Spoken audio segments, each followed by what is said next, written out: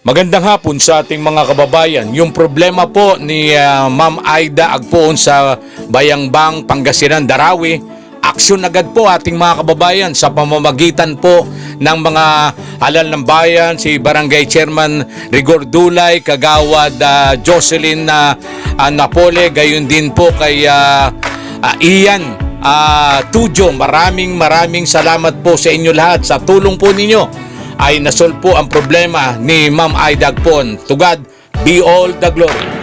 Maraming salamat sa Panginoon. Tapos na po yung operasyon ng anak ko. Thank you, Lord. Maraming salamat po, Lord, na nakaraos. Maraming salamat po sa lahat ng mga opisyalis ko.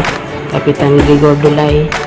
Ganun din po kay Kagawa Jocelyn Napoli, Ian Tujo, G. Kiambao. Maraming salamat sa suporta po na binigay sa lahat po ng mga opisyalis ng Kagawad. Maraming salamat sa inyo sa tulong sa anak ko.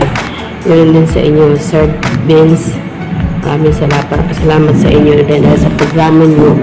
Tutulungan nyo kami para sa anak ko. Salamat din kay Lydia. Tumulong din sa amin, isa rin na tulay para matulungan kami. At dahil sa kanya, nakilala namin kayo. Ito ang nagawa ng timbog. Aksyon agad.